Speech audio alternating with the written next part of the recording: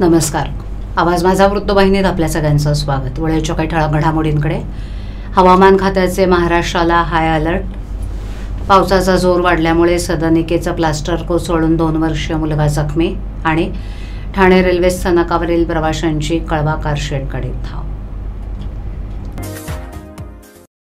सतत पडत असलेल्या पावसाच्या पार्श्वभूमीवर खासदार नरेश म्हस्के यांनी ठाणे महापालिकेच्या आपत्ती व्यवस्थापन कक्षाला भेट देऊन संपूर्ण यंत्रणेची पाहणी करून परिस्थितीचा आढावा घेतला. यावेळेला त्यांनी आपत्कालीन विभागातील अधिकारी कर्मचाऱ्यांना 24 तास सतर्क राहण्याचे निर्देश दिले असून अतिवृष्टीच्या काळात शहरात आपत्कालीन घटना घडल्यास तात्काळ पालिकेची यंत्रणा मदतीसाठी पोहोचेल या दृष्टीनं नियोजन करण्याच्या सूचना केल्या आहेत. यावेळेला खासदार नरेश म्हस्के यांच्या समवेत शिवसेना ठाणे महापालिका क्षेत्र संघटक अशोक वैती, कोपरी बचपाखडी शिवसेना शहर प्रमुख राम रेपाळे, परिवहन सभापती विलास जोशी, माजी नगरसेवक संजय भोईर, युवा सेनेचे नितीन लांडगे, ऋषिकेश माने, जितेश गुप्ता उपस्थित होते. तर प्रशासनाच्या वतीनं अतिरिक्त आयुक्त 1 संदीप माळवी, अतिरिक्त आयुक्त 2 प्रशांत रोडे, उपायुक्त जीजी गोदेपुरे, सचिन पवार, आपत्कालीन व्यवस्थापन अधिकारी YM तडवी इत्यादी उपस्थित होते. रविवारी रात्रीपासूनच पावसाची संततधार सुरू असून शहरातील सखल भागात पाणी साचण्याच्या ठिकाणांचा आढावा खासदार म्हस्के यांनी घेतला. शहरातील वंदना टॉकीज परिसर, जांभळी नाका येथील पेढ्या मारुती मंदिर परिसर या सखल भागात प्रशासनानं पंपची व्यवस्था केली असल्यामुळे पाणी साचलं नसल्याचं आपत्कालीन विभागाकडून सांगण्यात आलं. तसंच आपत्कालीन परिस्थितीत वेळेवर यंत्रणा पोहोचवून आवश्यक ती उपाययोजना करण्यासाठी प्रभाग समितीनिहाय पथकं तैनात करण्यात आली असल्याचं यावेळेला सांगण्यात आलं. पावसाळ्यादरम्यान भरतीच्या वेळा पाहून ज्या दिवशी भरती असेल त्या दिवशी सर्व यंत्रणांनी सज्ज राहावं. शहरात कुठेही झाड पडल्याची घटना घडल्यास तातडीनं पडलेलं झाड उचललं जाईल त्या दृष्टीनं कार्यवाही करणं, तसंच आपत्कालीन विभागात येणाऱ्या प्रत्येक तक्रारीचं निवारण होईल या दृष्टीनं कामकाज करण्याच्या सूचना खासदार नरेश म्हस्के यांनी दिल्यात. तसंच यावेळेला आवश्यक मनुष्यबळ पुरवण्याच्या सूचना देखील वरिष्ठ अधिकाऱ्यांना दिल्या. अतिवृष्टीचा जे आहे अलर्ट देण्यात आलेला आहे. आताच थोड्या आणि मुख्यमंत्र्यांनी देखील मंत्रालयातील आपत्ती व्यवस्थापनाला भेट दिलेली आहे. आपण देखील ठाणे महानगरपालिका आपत्ती काय नेमका या संपूर्ण भेटी दरम्यान महापालिकेची यंत्रणा आणि सगळीकडे पाऊस जास्त झाल्यामुळे जे काय उपाययोजना आहे त्याचं नियोजन आहे त्या कामाचा आढावा आम्ही या ठिकाणी घेतला आणि जो काही पाऊस पडतोय त्या ठिकाणी झाडं उन्मळून पडत आहेत त्या ठिकाणी ताबडतोब कारवाई करणं, त्याचबरोबर जे काही पावसामुळे खड्डे पडले असतील ताबडतोब ते भरणं, कारण भविष्यामध्ये दुर्घटना त्या ठिकाणी घडू शकतात. पाणी साचलेलं असं खड्डा दिसत नाही.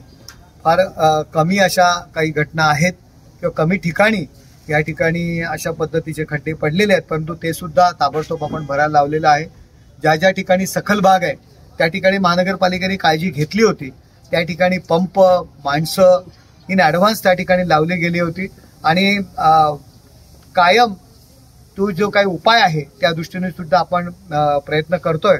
आणि तुम्ही पाहिलं असेल की एवढा पाऊस पडला, पण वंदना टॉकीज असेल किंवा पेढ्या मारुती असेल त्या ठिकाणी जे पाणी भरण्याचं प्रमाण आहे या आजच्या पावसामध्ये कमी आहे, कारण ऑलरेडी त्या ठिकाणी आपण पंप लावले होते. पंपांची संख्या वाढवलेली आहे आणि महानगरपालिकेची यंत्रणा जे रात्रंदिवस काम करते त्यांना प्रोत्साहन देणं आणि कामाची पाहणी करणं आणि ज्या ठिकाणी काम होत नाही ते लोक ते सुद्धा त्यांच्या निदर्शनास आणून ते करून घेणं यासाठी आमचे सर्व नगरसेवक असतील, माजी नगरसेवक आहेत, सगळे महापालिकेचे पदाधिकारी आहेत, आम्ही या ठिकाणी व्हिजिट केलेली आहे आणि अधिकाऱ्यांची एक बैठक घेतलेली आहे.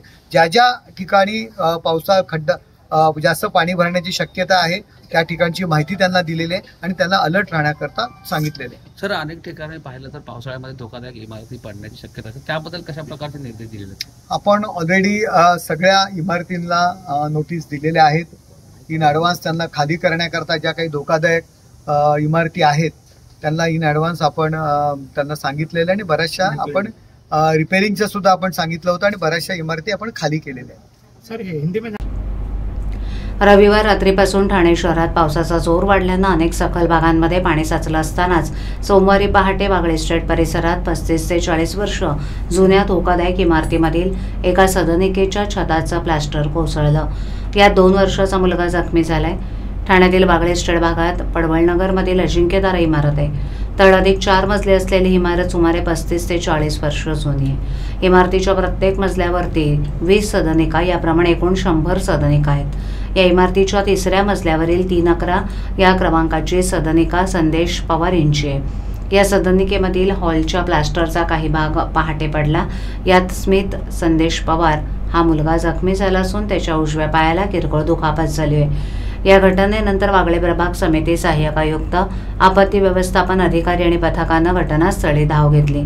आपत्ती व्यवस्थापन कक्षाच्या कर्मचाऱ्यांच्या मदतीनं हॉलमधील प्लास्टरचा धोकादायक भाग काढून टाकण्यात आलाय। दरम्यान ही इमारत C2B या धोकादायक यादीत आहे। ही 5:40ला झालेली आहे घटना। लाईटी गेल्या होत्या आणि याच्यामध्ये दुखापती म्हणजे आई 65 वर्षाची आई आहे, तिला दुखापत झाली। 1.5 वर्षाचा माझा मुलगा तो 1.5 वर्षाचा, त्याला एक दुखापत झालेली आहे। 4 जण इथे झोपले होते। अचानक हा स्लॅब कधी कोसळला तर काही जाणवलं, काही गडबडून गेलो आम्ही, सगळे गोंधळून गेलेलो आहे। आणि आम्हाला आता एकनाथ शिंदे साहेबांशिवाय पर्यायच नाहीये, कारण की ते जर इथे येऊन बघितलं, हा पर्याय त्यांनी डोळ्यांनी स्वतः बघितला तर यांना त्यांच्याशिवाय कोणच करू शकतच नाहीये। साहेब तुम्ही आलेच पाहिजे आणि तुम्ही इथे आलेच पाहिजे, तुम्ही आमचं आले पाहिजे। सगळं आजूबाजूचं तुम्ही एरिया बघा, कशी माणसं राहते। आम्ही अक्षरशः घर कामं करणाऱ्या महिला आहेत, खूप एकदम कमावणारं घरात कोणी नाहीये। ठाणे जिल्ह्यात हे अजिंक्यतारा बिल्डिंग, रूम नंबर 11। मी सुषमा जोगळे बोलते।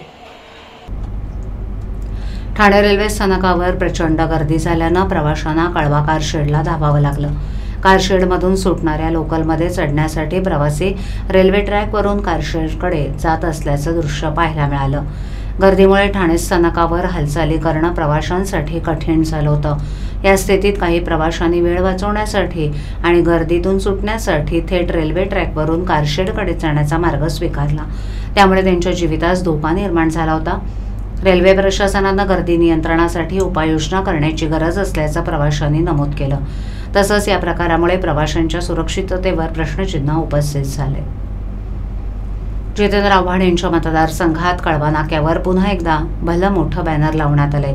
या बॅनरवर आव्हाडांची जिद्दी, ध्येयवादी आणि संघर्षवादी प्रतिमा दाखवण्यात आली आहे। जिद्दी हाती घेतलेल्या कामांप्रती, ध्येयवादी नवीन प्रकल्पांसाठी, संघर्षवादी येणाऱ्या प्रत्येक अडचणीत प्रति सफर अभी बाकी है अशा शब्दात आव्हाडांच्या कामगिरीचं कौतुक करण्यात आलंय। मतदारसंघातील नागरिकांनी या बॅनरबाजीचं स्वागत केलं असून आव्हाडांच्या प्रकल्पांची आणि त्यांच्या कामाची प्रशंसा केली आहे। या बॅनरमुळे आव्हाडांच्या मतदारसंघात उत्साहाचं वातावरण निर्माण झालंय।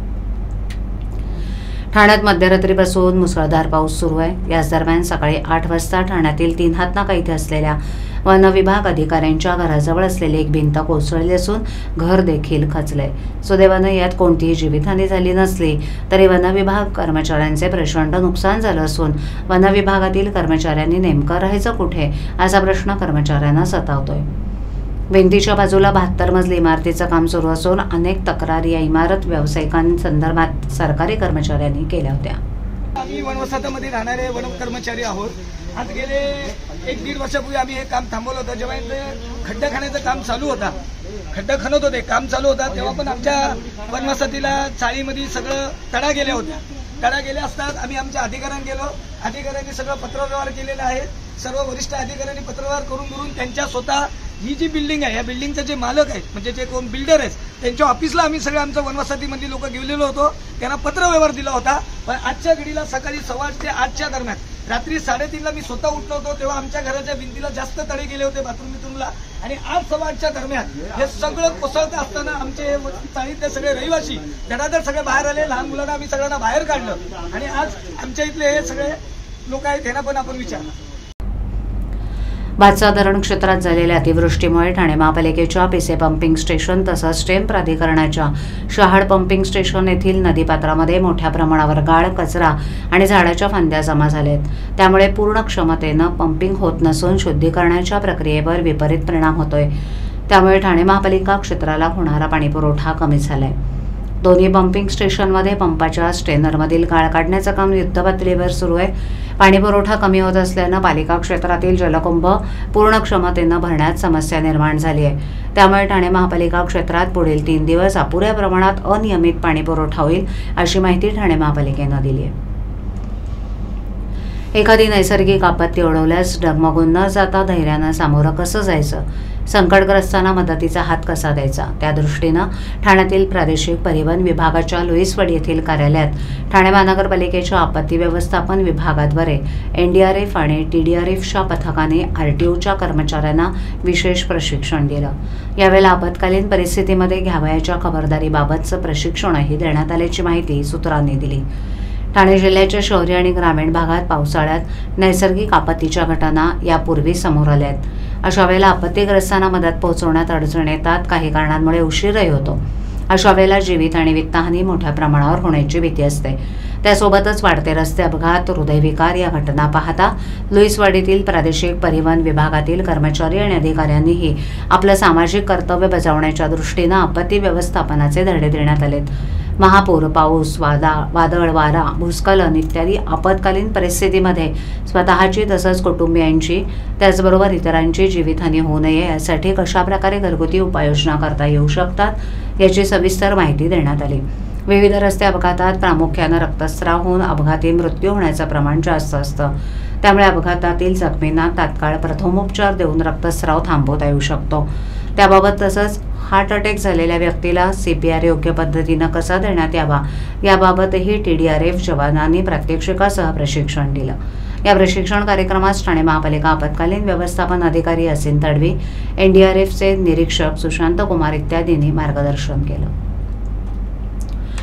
रोटरी क्लब ऑफ ठाणे हिल्सच्या वतीनं काल रविवारी हिरानंदानी इस्टेट घोडबंदर रोड ठाणे येथील हिलग्रेंज कोऑपरेटिव्ह हाऊसिंग सोसायटीच्या मागील बाजूस असलेल्या जंगलात वृक्षारोपण कार्यक्रमाचं आयोजन करण्यात आलं होतं। या कार्यक्रमाचं आयोजन आणि अध्यक्ष निलेश दहीफुले यांच्या वतीनं करण्यात आलं। यावेळेला हिरानंदानी इस्टेटमधील ज्येष्ठ रोटेरियन मधुकर मेनन यांच्यासह हिरानंदानी इस्टेटमधील नागरिक मोठ्या संख्येनं उपस्थित होते आणि वृक्षारोपण करण्यात आलं। कार्यक्रमाच्या सुरुवातीला रोटरी क्लब ठाणे हिल्सचे अध्यक्ष निलेश दहीफुले यांनी सर्व उपस्थितांचं स्वागत केलं आणि वृक्षारोपणाच्या महत्त्वावर भाष्य केलं। त्यांनी सांगितलं की पर्यावरणाचं रक्षण करणं आणि हरित परिसर निर्माण करणं आपलं कर्तव्य आहे। या उपक्रमामुळे परिसरात हरित क्षेत्र वाढेल आणि पर्यावरणाची स्थिती सुधारेल। हिरानंदानी इस्टेटमधील ज्येष्ठ रोटरियन मधुकर मेनन यांनीही उपस्थितांना मार्गदर्शन केलं आणि वृक्षारोपणाचं महत्त्व स्पष्ट केलं।